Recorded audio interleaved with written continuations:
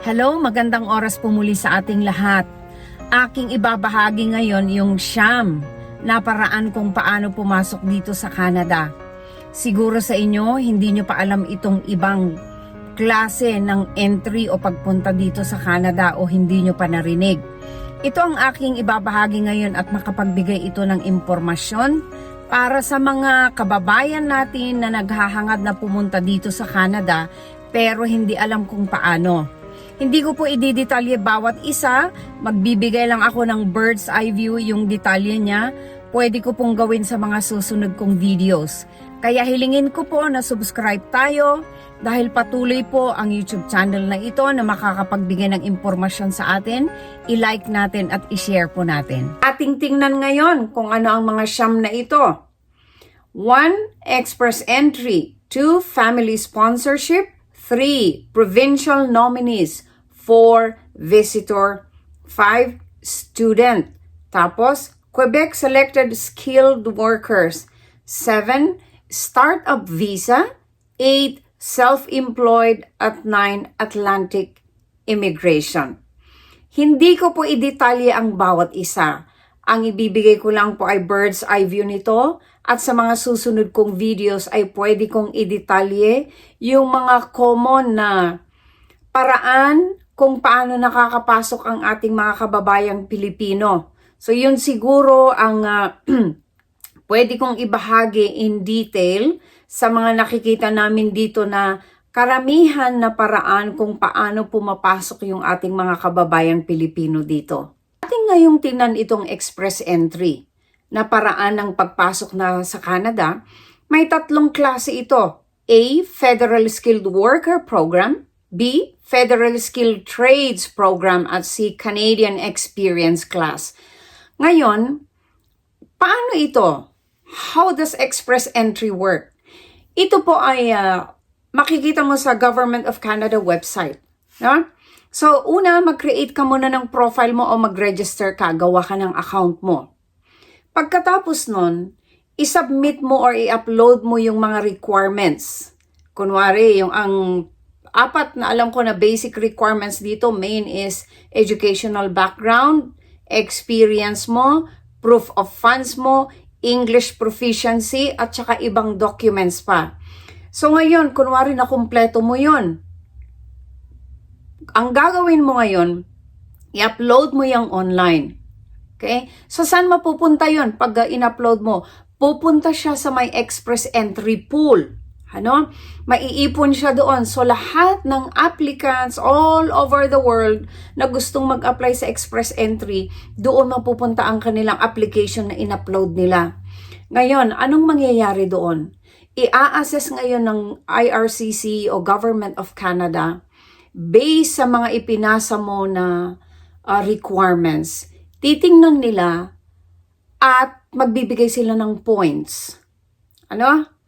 Merong equivalent points katapat yung mga sinabit mo na requirements. Ngayon, kung isa ka sa mapalat at maganda yung mga experience mo, maganda yung educational background mo, nag-match siya sa skill mo or nag-graduate ka, tapos mataas ang score mo sa English proficiency, isa yun na mga kino-consider nila. Isa pa, kung may close relative ka dito sa Canada, isa yun sa mga nilalagyan nila ng puntos. Ngayon, kung isa ka sa mapalad at mataas ang iyong score o points, bibigyan ka nila ng invitation letter. Ang nakalagay doon, hey, Mr. So-and-so, congratulations. We would like to let you know that you have been chosen. Sabi niya, sa express entry pool na isa ka sa napili na may mataas na score, we are now inviting you to apply. Ngayon, ano ang i-apply mo? Ano yon? Mag-a-apply ka na po for permanent resident. Okay? So, ito yung pinakamabilis kung paano mag-apply ng permanent resident if you have that skill. Kung alam mong may skill ka, maganda po yan. Magandang puhunan yan para pumasok dito sa Canada sa pamamagitan ng express entry. Andun po lahat ito sa website ng Government of Canada. Ngayon, Ipoprovide mo ang skill mo, work experience, language ability, education, and any other details dito at ang babayaran mo is 1,365 Canadian times 42 pesos. So kayo na po ang bahalang mag-multiply. Ito po ay para sa mga PR fees, processing fee, puwera po dito yung proof of funds. Ngayon, punta tayo sa tatlong klase ng express entry. Una is federal skilled worker. Ito pa yung mga professional jobs. No? Kung sa Pilipinas is sinasabi natin na white collar jobs. Diyan sa Pilipinas yung definition. So sabi niya, have at least 1 year work of skilled worker experience in Canada. Ito, have gained work experience by working in Canada. So ito po para sa mga Pilipino na pumunta dito na temporary resident. Tapos after 1 year of work experience is skilled, pwede po siyang mag-apply dito sa express entry na ito. O di kayo yung mga nag-aral din na Pilipino dito sa Canada na skill. Pwede silang mag-submit dito. Pangalawa, yung federal skilled trades. Dito po pwedeng mag-apply ang ating mga kababayan sa Pilipinas na skilled. Sabi niya, have at least 2 years of full-time work experience or an equal amount of part-time work experience in a skilled trade within the 5 years before you apply. So sa ating mga kababayang Pilipino, kunwari ano yung mga example ng skilled? Carpenters, plumbers, machinists, electricians, mechanic, truck drivers, skilled po ang mga yon.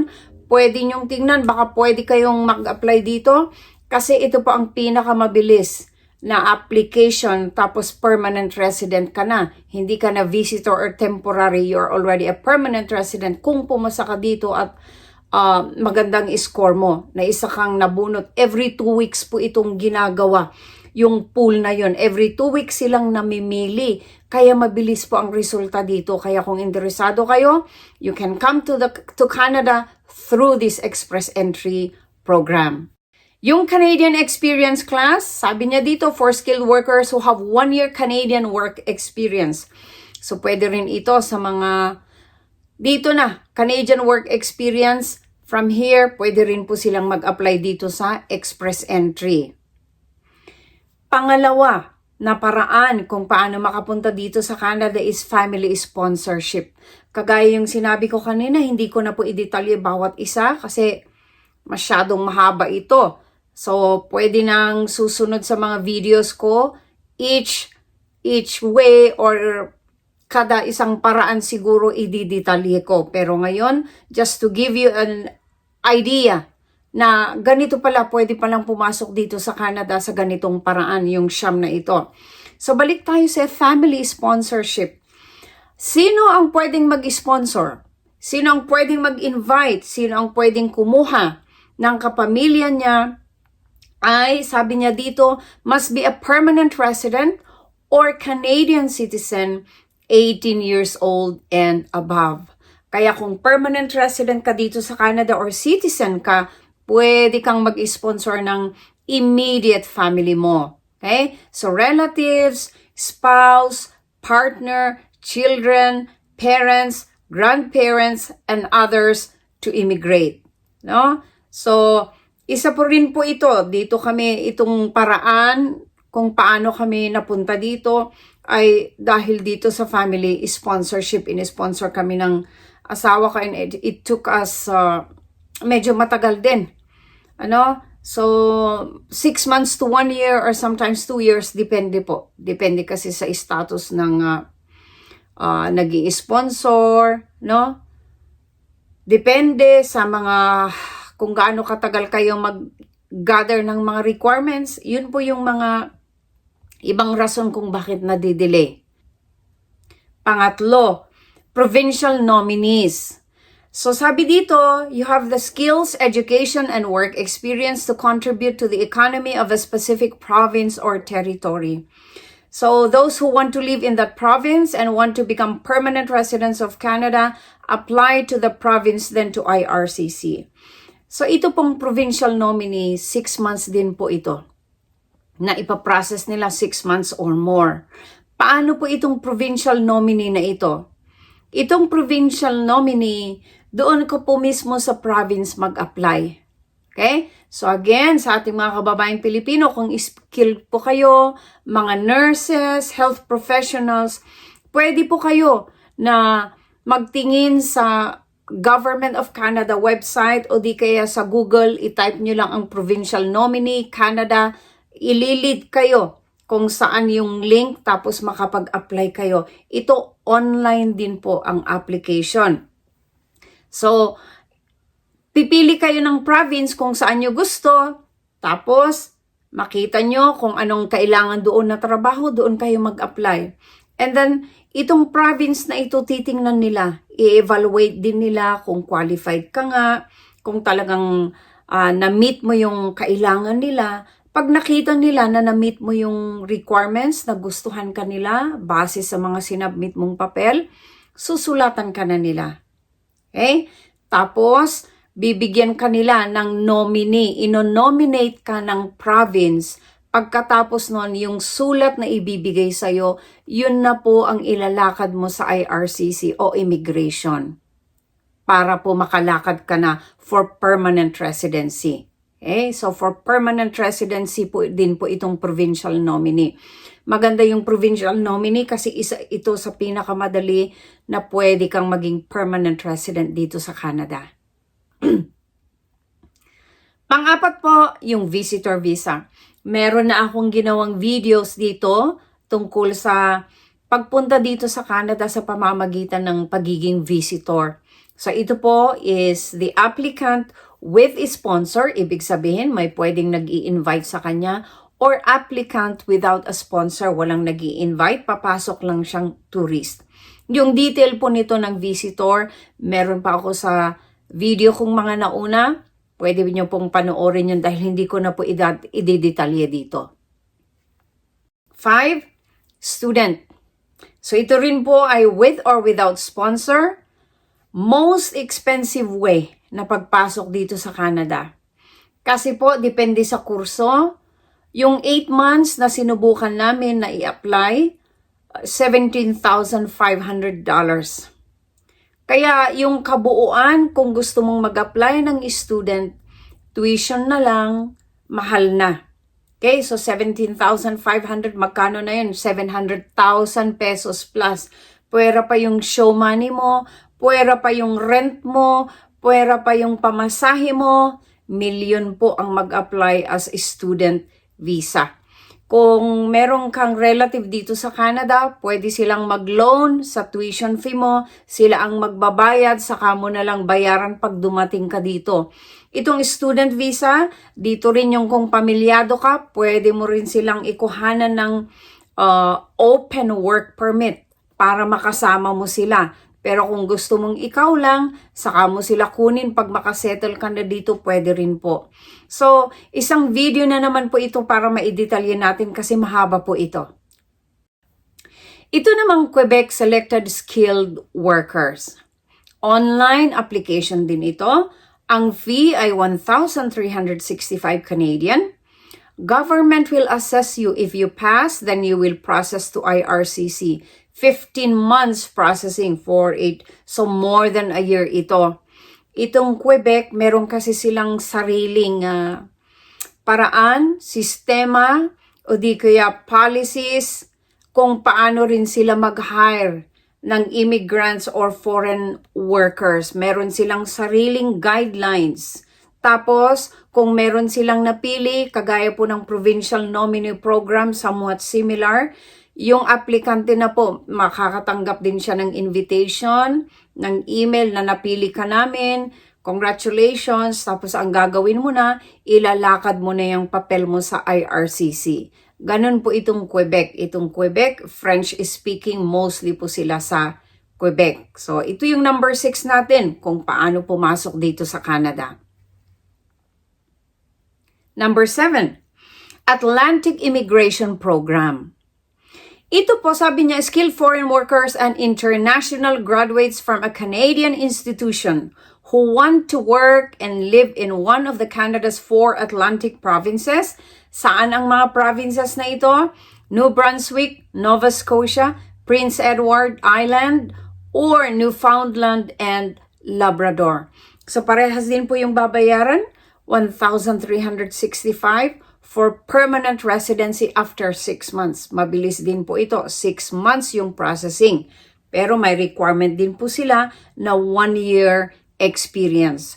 Meron po yung mga sinasabi nila na kung kinuha ka ng province na yan, well, utang na loob. Kailangan po doon ka muna magtrabaho. Huwag yung kukunin ka nila tapos aalis ka, pupunta ka sa ibang province. Kailangan po you have to serve that province na nag-sponsor sa'yo. No? Para hindi naman nakakahiya. Sila ang nagpasok sa'yo, sila ang kumuha sa'yo, tinulungan ka nila, tapos iiwanan mo. Meron po yung mga ganun na nangyayari dito. Pero, syempre, yung delikadesa natin na sila ang kumuha sa akin, dito muna ako. Anon. Okay? Number 8, startup visa. Ang fee po dito mas mahal, 2,140 Canadian dollars. And it is a 37 months processing time. Medyo matagal ito, ano? So, 3 years ba ito?